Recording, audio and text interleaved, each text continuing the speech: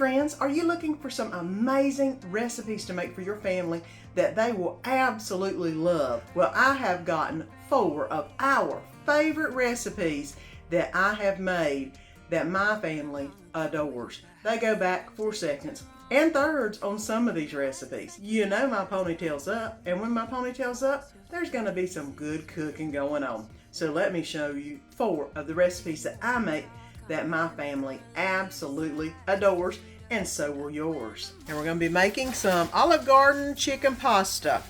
Not in the slow cooker, but in the Instant Pot. I have about 2 pounds of chicken right there. I have some Parmesan cheese, salt and pepper, some Olive Garden Italian dressing. I have 8 ounces of cream cheese under this nice little flat, and some penne pasta that I'm gonna make with it. So let's go ahead and get all of this into the Instant Pot. Now I'm gonna go ahead and put the chicken in. Like I said, that's about 2 pounds of chicken. Try to put it all on the bottom. And it calls for the Olive Garden dressing, which is going to be the liquid. I am putting the whole container in here. Okay, here is the liquid. It also wants you to sprinkle the Parmesan, which is going to be 1/4 cup of Parmesan on top. I'm just eyeballing 1/4 cup. You know, Parmesan is always good. It's cheese. Okay.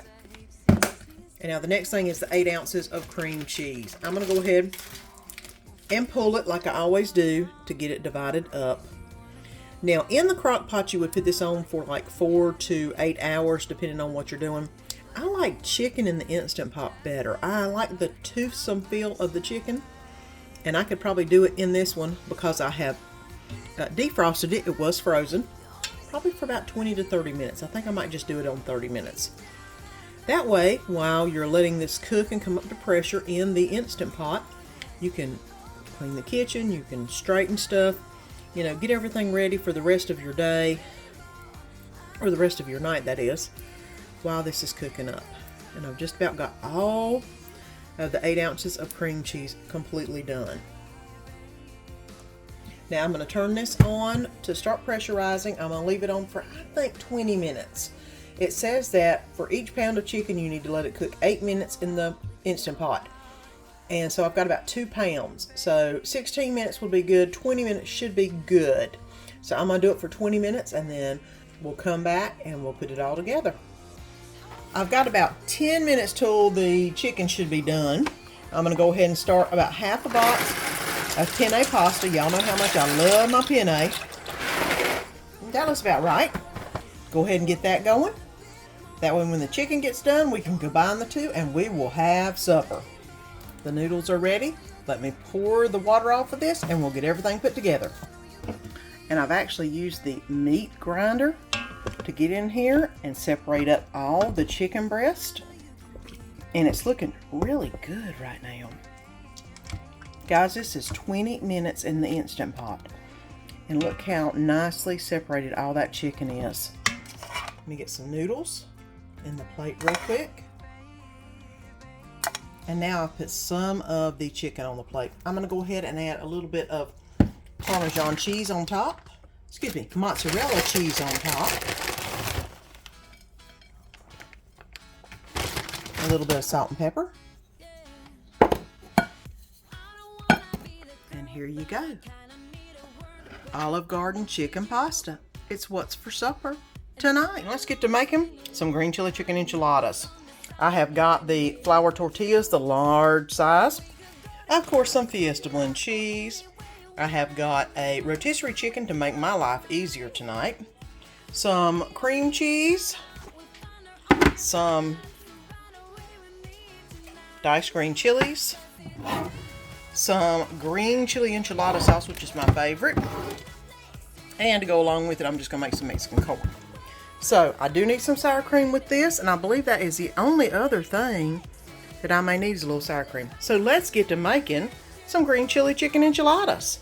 And I've got the chicken already pulled off of the rotisserie chicken and shredded up just a little bit. I'm going to go ahead and add the 1 can of green chilies in. I am going to add just about 1/4 of the green chili enchilada sauce. enough to get it kind of moistened up on the bottom. I am going to add the whole block, 8 ounces, of cream cheese. I didn't have a chance to let it soften up, so you know what I do. I pull it all around. Now I'm going to go ahead and let this mix up just a little bit as it's melting down, and you can see it's starting to steam just a little bit. I am going to add in basically what would be considered 2 tablespoons of sour cream. 1, 2. That might be a little more than 2, but you know it's always good, so that ain't gonna matter. And stir this in. This is how simple this is, guys. I mean, it's not like I add onions or anything else, but you can. But it is so good like it is. I never do. And you know, that's rare for me because I am a Vidalia onion lover when it comes to cooking. So what I'm going to do is turn this down just a little bit and cover it up and let this steam for about 5 minutes, and everything should be melted. And here is what it looks like after it's all melted. It's been more like 10 minutes than 5. It rang at 5, and I'm going to go ahead and put a little bit of cheese in it. Not a lot, just a little bit. So it can mix in with it. But you know, cheese is good. And we like cheese. Now, it's got lots of cheese. It's got cream cheese, it's got a little sour cream, and it's got some regular cheese in it. So now it is awesome. Now, let's put these babies into their blankets and get them in the dish to go in the oven. I've been preheating my oven at 350, and it's almost there. So let's get them wrapped and ready to go. And I have got the extra large tortilla shell. You can do these smaller tortillas, it does not matter. I know enchiladas are long and everything. I kind of make mine like a burrito. I just always have. So I put a little bit in the middle. Actually, a good bit in the middle, because that's going to be awesome goodness. I do like I normally do, and that's roll the sides up, roll this way, and roll this way, and then this will go in the plate like this. Going to get the baking dish and put a layer of this green enchilada sauce in the bottom of it, just because it makes, well, it makes it where it won't stick in the bottom, for one thing, and it's so good. And looks like we may not have a whole lot of room for more than 2. You can make a lot of small ones, or you can make a couple big ones. It's just Danny and I. That's perfect for us. So the next thing I'm going to do is pour the green enchilada sauce over top. Which there's going to be a lot, because I could have put a whole lot more in there, or got a bigger dish and did a whole lot more. But for Danny and I, this is fine. We love this stuff. Now I'm going to cover the top with cheese, because it, you know, everything is better with cheese. I'm going to go ahead and cover this with aluminum foil and get this in the oven for 20 minutes, and we will be ready for some supper. And I just got it out of the oven. We've had it in for 20 minutes. I did uncover it and let it heat up a little bit longer on top. You can let it brown on top if you want to. We're hungry. We're going to go ahead and get this served up. And there we go, green chili chicken enchiladas. I'm going to go ahead and add a little bit of Mexican corn to the side, because this is some awesome corn. That's what's for supper tonight. Tonight we're doing some Mexican stuffed shells. I've got 2 different recipes I'm flipping back and forth between. They're very similar. Their cooking times are a little different, but I'm going to do it the quick, easy way I want to do it. So there you go. I've got, 1 pound of hamburger I'm about to start cooking up. Some taco seasoning. I've got 10 ounces of green chili enchilada sauce. Some cut up onion. Some paste salsa. Mexican cheese, of course. Cream cheese, and jumbo shells. I'm going to go ahead and get the hamburger cooking up and the shells in some water. I'm probably going to do about half of this, because I'm just going to make a small dish. It calls for a lot bigger dish. I don't need that. It's just Danny and I. So I'm going to make a small version of this. Not halving in the recipe, but we'll see what we wind up with. But let's go ahead and get the hamburger meat a-cooking. I've already got the hamburger meat browned up. I'm going to go ahead and put in the chopped onions, and that's about half of a medium small onion, Vidalia. As y'all know, that's what I love. Go ahead and let that cook in, and I'm going to add some taco seasoning. This should be about 1 packet of taco seasoning to my guesstimation. Let me add a little bit of water to that, just to get that taco seasoning mixed in with the hamburger meat. And I'm going to let this simmer just a little bit to let the onions get done, and then we'll get ready to get everything put together. I've already let the onion saute a little bit. I'm going to go ahead and add the 4 ounces of cream cheese in. I'm going to let this melt down inside this hamburger meat and onion. And while I do that, I'm going to mix together 1 cup of paste salsa,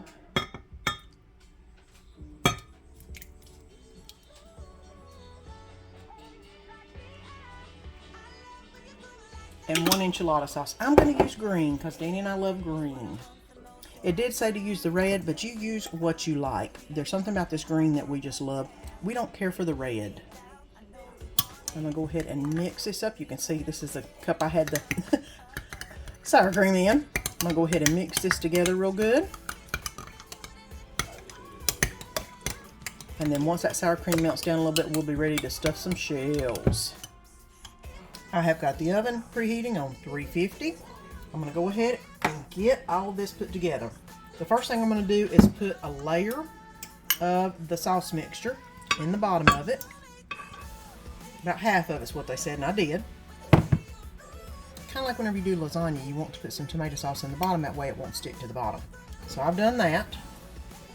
And I've got a shell. I'm going to go ahead and put about a tablespoon of the mixture, a hamburger mixture in, and then lay it down here. And I'm going to keep doing that with all the shells till I fill this container. Now I've got all the shells done. I'm going to go ahead and put this mixture over top.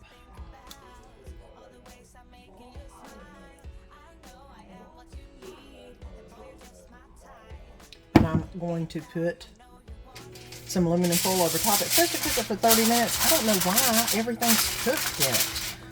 I think it's just to warm it all up, which it's all warm anyway. I'm going to cook it for 15 minutes at 350. Pull this off and put the cheese on it. I could go ahead and just put the cheese on it and put it in there for 15. That would work also. Like I said, I do my own thing when it comes to some of this stuff.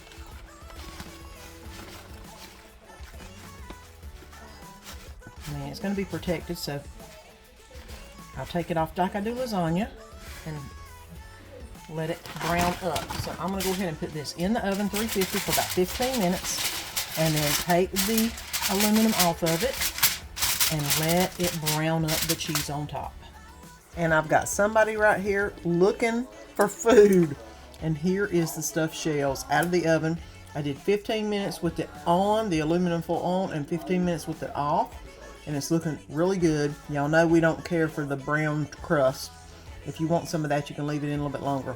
Let's get it all plated up. I went ahead and put some of the shells in the plate. They're looking really good. I'm going to put a little bit of cheese on top of the shells. We can always add some hot sauce or anything if it isn't spicy enough. And a little bit of Mexican cheese. Y'all know whenever we have something Mexican, we usually like a little Mexican cheese. Here we go. Oh yeah, and not that this is Mexican, but a little bit of the tandoori bread that we had. And there, Mexican stuffed shells, some Mexican corn, and a little tandoori bread.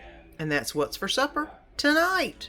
And tonight we're going to be making some chicken cobbler, one of our new family favorites. You'll need 1 stick of butter. It calls for 2 rotisserie chickens pulled. I only do 1 because it's just Danny and I. So 1 rotisserie chicken that I've pulled all the meat off of. 2 cups of chicken broth. 1 can of cream of chicken soup. It calls for peas and carrots, and y'all know I like mixed vegetables. Get as many vegetables in Danny as I can. And Cheddar Bay biscuit mix from Red Lobster. And of course 2 cups of milk. I believe that's everything I need. Now to get everything put together, it's really simple, and you'll love how easy this is. I've got my oven preheated to 350. I'm going to go ahead and get my 9x13 pan, and I'm going to go ahead and put my stick of salted butter in the 9x13 pan to melt. And then once it melts, we will start layering all the other ingredients. While the butter is melting, I'm going to go ahead and mix up my two mixtures for the rest of the casserole. I'm going to mix up the 2 cups of chicken broth and the can of cream of chicken soup.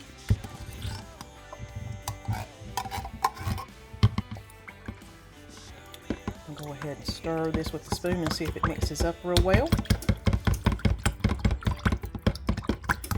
It seems like it is. Good deal. I'm going to go ahead and mix in the Cheddar Bay biscuit mix and the 2 cups of milk.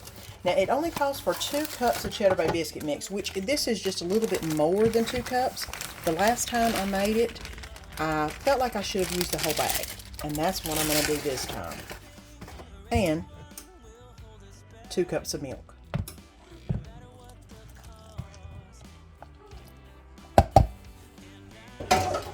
And I'm just going to whisk that up.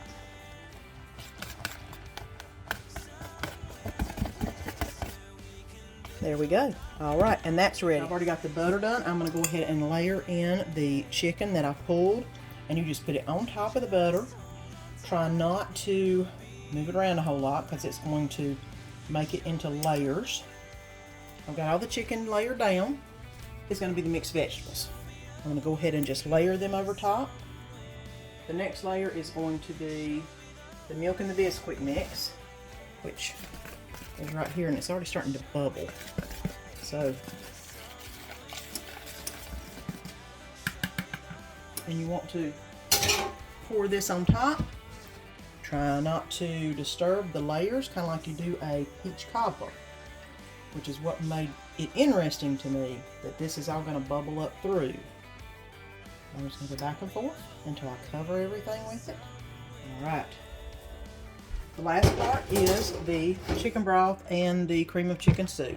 And you're just going to pour that and layer it on top and try not to disturb everything else.